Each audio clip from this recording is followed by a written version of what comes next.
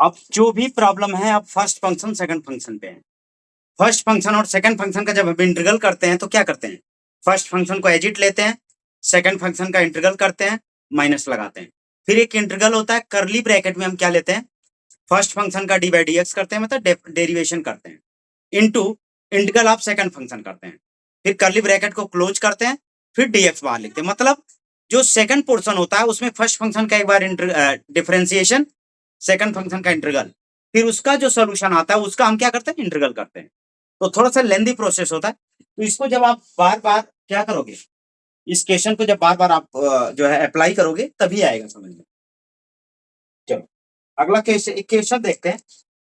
Evaluation मतलब first second third में से तो हमें बताना नहीं है। क्वेश्चन नंबर 2 देखते हैं, 2 का ए। क्वेश्चन नंबर 2 का ए क्या कहता है, integral of x into 10 square x into 10 square x dx।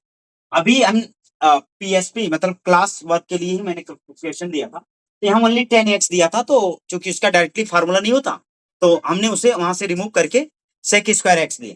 लेकिन अब हम देखेंगे कि सेक अगर 10 स्क्वायर एक्स आ जाए, अगर यहाँ 10 स्क्वायर एक्स आ जाए तो कैसे उसे हम परफॉर्म करते हैं। फर्स्ट ऑफ ऑल आप आ जाओ, यहाँ देखो ये फर्स्ट फंक्शन है, ये सेकंड फंक्शन है, ये फर्स्ट फंक्शन हुआ, ये सेकंड फंक्शन। तो पहले हम फार्मूला पे आ जाए।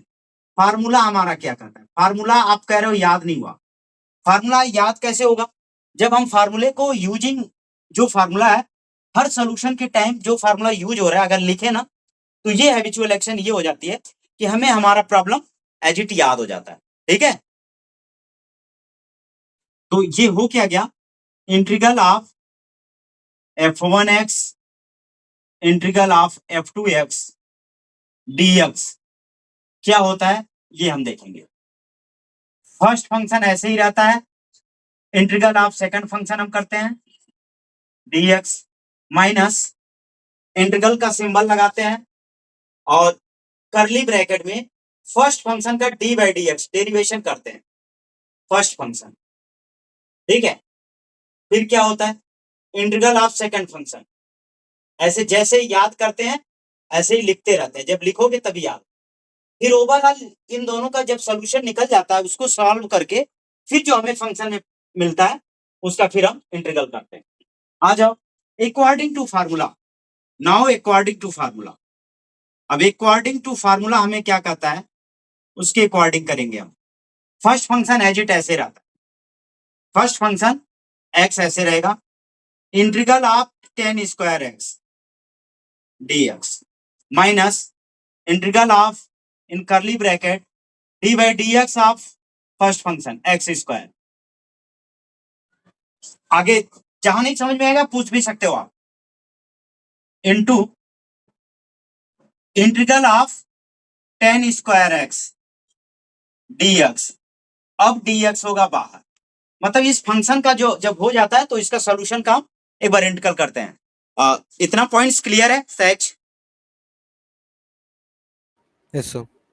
ओके, अब हम एक चीज देखते हैं कि 10x का या 10 स्क्वायर एक्स का हमारे पास फार्मूला नहीं होता, लेकिन हमारे पास सेक स्क्वायर एक्स का होता है। तो क्या 10 को हम सेक के फॉर्म में कन्वर्ट कर सकते हैं? तो हम एक चीज जानते हैं, since 10 square equal to sec square x minus 1, ये फार्मूला होता है, समझ गए, ये फार्मूला होता है। 10 स्क्वायर के प्लस पे हर जगह यही यूज करें।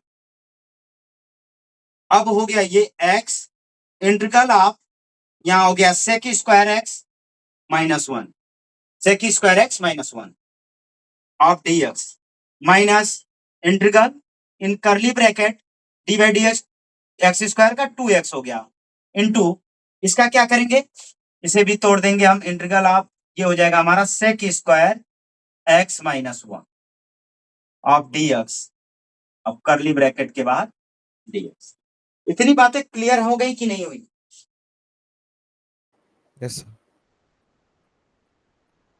अच्छा, हमने एक्स स्क्वायर, यहाँ एक्स स्क्वायर क्यों ले लिया, ओनली एक्स था, एक्स तो ओनली एक्स था, तो बताए क्यों नहीं, ओनली एक्स हो जाएगा। एक्स का हो जाएगा, क्या हो जाएगा, 1।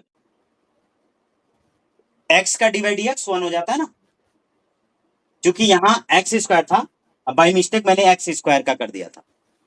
Yes sir. एक्स का 1 हो जाएगा। अच्छा अब देखें, अब हम क्या कर सकते हैं, सेक स्क्वायर एक्स का अलग करेंगे, 1 का अलग करेंगे, इसके नीचे तो दिखेगा नहीं, हम यहाँ परफॉर्म कर देंगे। तो ये एक्स तो ऐसे ही रहेगा। अब इसका सेपरेशन मेथड लगाएं, सेक स्क्वायर एक्स का अलग, 1 का अलग। तो इंटीग्रल आप पहले ये यहाँ करली ब्रैकेट हम बनाएं, क्योंकि जब दो पोर्शन में तोड़ रहे हैं तो करली ब्रैकेट अनिवार्य होता है। तो सेक स्क्वायर एक्स का अलग होगा minus integral of 1 of dx, ये करली ब्रैकेट क्लोज। इतनी बातें क्लियर समझ में आ गई कि नहीं? हमने कुछ किया नहीं है, इसका सेपरेशन मेथड लगा दिया, सेक स्क्वायर एक्स का अलग और 1 का अलग। अंडरस्टैंड, सेक स्क्वायर एक्स को अलग और 1 का अलग, वही काम किया। सेक स्क्वायर एक्स का अलग हो गया, यहां हम dx लिख देते हैं। चलो ये dx है। अब माइनस इंटीग्रल ऑफ करली ब्रैकेट, ये तो 1 हो गया, सेक स्क्वायर एक्स का अलग करेंगे, वही काम यहां भी है। Integral of sec square x dx minus integral of 1 dx, curly bracket close dx। इतना पॉइंट्स क्लियर है? Yes sir. ओके, जहां नहीं समझ में आएगा पूछ सकते हो, हमने कुछ किया नहीं, बस फार्मूले के अकॉर्डिंग अभी किया है, सिर्फ टेन स्क्वायर एक्स को कन्वर्ट किया है सेक स्क्वायर एक्स माइनस 1 को, क्योंकि हमारे पास डायरेक्ट कोई फार्मूला अभी 10x का नहीं है। एक फार्मूला होता है लेकिन उसे आगे पढ़ेंगे, ठीक है। तो हम क्या है, सेक स्क्वायर एक्स के फॉर्म में कन्वर्ट किया। अब ये हो गया हमारा x, सेक स्क्वायर एक्स का क्या हो जाता है, इंटीग्रल 10x, और 1 का क्या हो जाएगा, x। ये हो गया, ये curly bracket minus integral of sec square x का क्या हो गया, 10x माइनस x 1 का x dx। अब एक चीज देखो, जब सेकंड पोर्शन में हम दोबारा इंटीग्रल करेंगे तो इस सेपरेशन मेथड लगेगा, 10x का अलग, इसका अलग।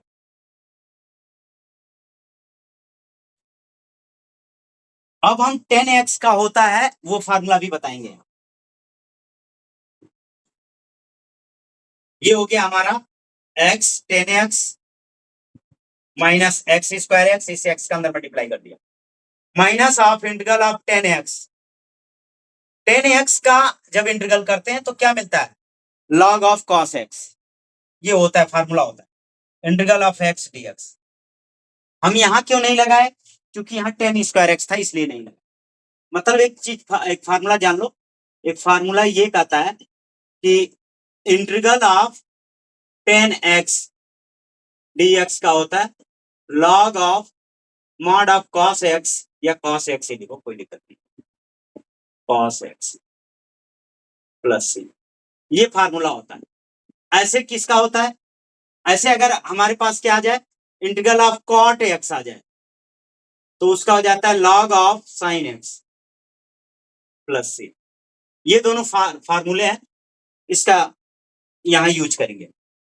अब देखो ये हो गया हमारा x 10x minus x square x, इसका हो गया माइनस log ऑफ cos x, log ऑफ cos x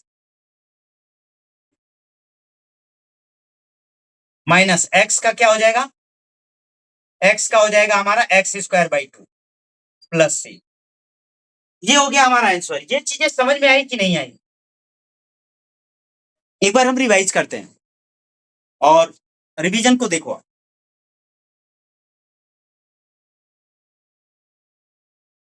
रिवीजन में एक बार आप केयरफुली देखें, हमारे पास जो फंक्शन था x इंटू 10 स्क्वायर एक्स का इंटीग्रल करना था।